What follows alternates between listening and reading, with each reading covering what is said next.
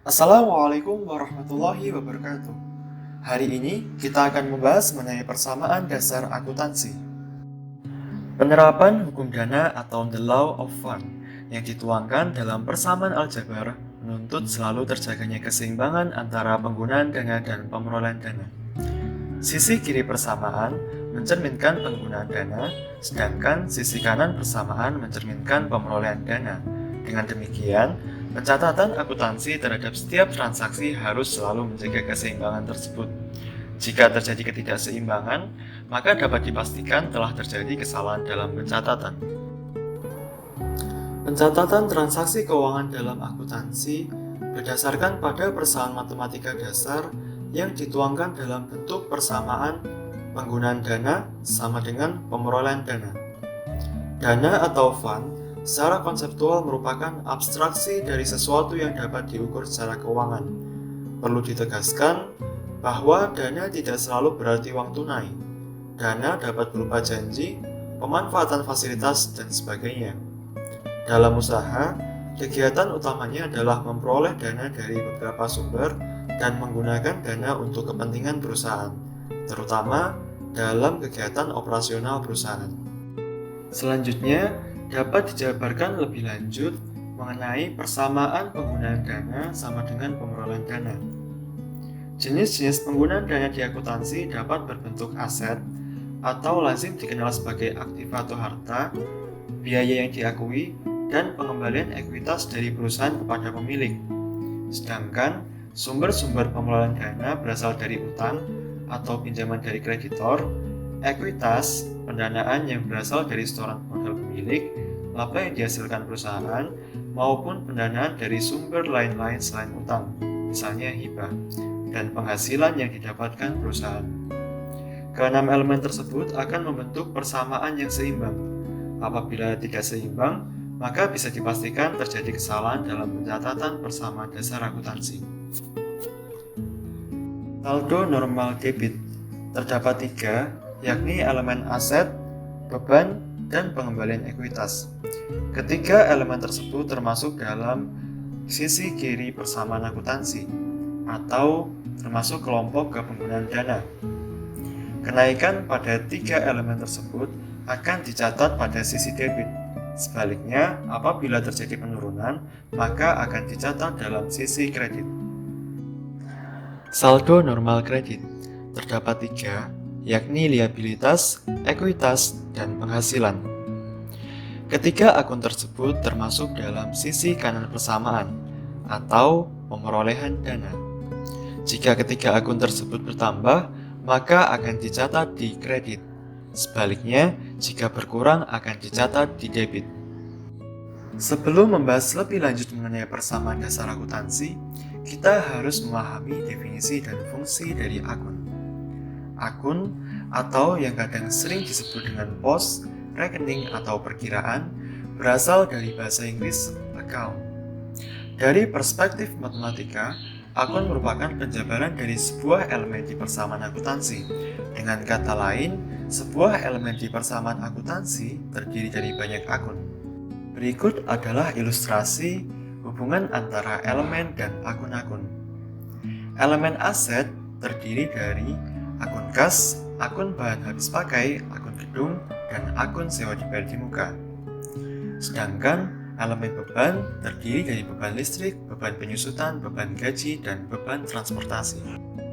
Selanjutnya kita akan membahas persamaan dasar akuntansi dan mekanisme debit dan kredit dalam transaksi. Transaksi A, Tekun memperoleh uang tunai 44 juta rupiah yang berasal dari penerbitan saham biasa sebesar nilai nominal. Analisis faktanya, kas bertambah 44 juta rupiah karena Tekun mendapatkan uang tunai, dan modal saham bertambah 44 juta rupiah karena Tekun menerbitkan saham. Berikut adalah persamaan dasar akuntansinya. Selanjutnya, mekanisme debit dan kredit. Kas bertambah, maka dicatat di debit, dan modal saham bertambah, maka dicatat di kredit. Transaksi B, Tekun membeli kendaraan 18 juta rupiah secara tunai. Analisis faktanya, kendaraan bertambah 18 juta rupiah karena Tekun membeli kendaraan, dan kas berkurang 18 juta rupiah karena Tekun memberikan uang 18 juta untuk kendaraan. Mekanisme debit dan kreditnya, kendaraan bertambah, maka dicatat di debit, dan kas berkurang, maka dicatat di kredit. Transaksi C. Tekun membayar tunai untuk mengakui beban listrik Rp600.000. Analisis faktanya, beban listrik bertambah Rp600.000 karena Tekun mengakui beban listrik, dan kas berkurang Rp600.000 karena Tekun membayarnya secara tunai. Mekanisme debit dan kredit, beban bertambah, maka dicatat di debit, dan kas berkurang, maka dicatat di kredit. Transaksi D. Tekun membeli saplis sebesar Rp900.000 secara kredit. Analisis faktanya, saplis atau bahan habis pakai bertambah Rp900.000 karena Tekun membeli saplis, dan utang usaha bertambah Rp900.000 karena Tekun membelinya secara kredit. Mekanisme debit dan kreditnya, saplis bertambah, maka dicatat di debit, dan utang usaha bertambah, maka dicatat di kredit. Transaksi E. Tekun memperoleh penghasilan Rp7.500.000 secara kredit. Analisis faktanya, pendapatan usaha bertambah Rp7.500.000 karena Tekun memperoleh penghasilan, dan piutang usaha bertambah Rp7.500.000 karena Tekun mendapatkannya secara kredit. Mekanisme debit dan kreditnya, pendapatan usaha bertambah, maka dicatat di kredit, dan piutang usaha bertambah, maka dicatat di debit. Transaksi F. Tekun melunasi utang Rp900.000 ke rekanan, berasal dari transaksi D. Analisis faktanya, kas berkurang Rp900.000 karena Tekun mengeluarkan uang untuk melunasi utang, dan utang usaha berkurang Rp900.000 karena Tekun melunasi utang. Mekanisme debit dan kreditnya, kas berkurang, maka dicatat di kredit, dan utang usaha berkurang, maka dicatat di debit. Transaksi G. Tekun menerima pelunasan piutang Rp7.500.000 dari pelanggan yang mana transaksi telah dilakukan 1 bulan yang lalu, berasal dari transaksi E.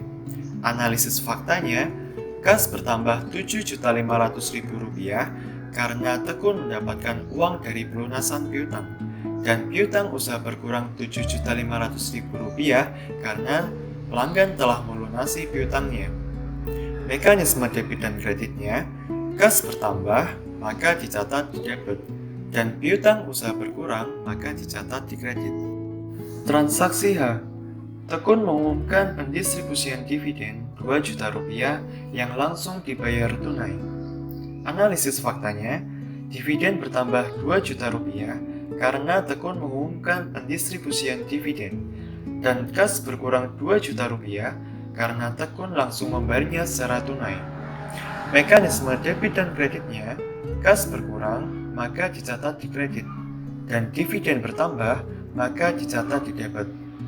Sekian penjelasan mengenai persamaan dasar akuntansi dan mekanisme debit dan kredit. Terima kasih sudah menyimak video ini. Wassalamualaikum warahmatullahi wabarakatuh.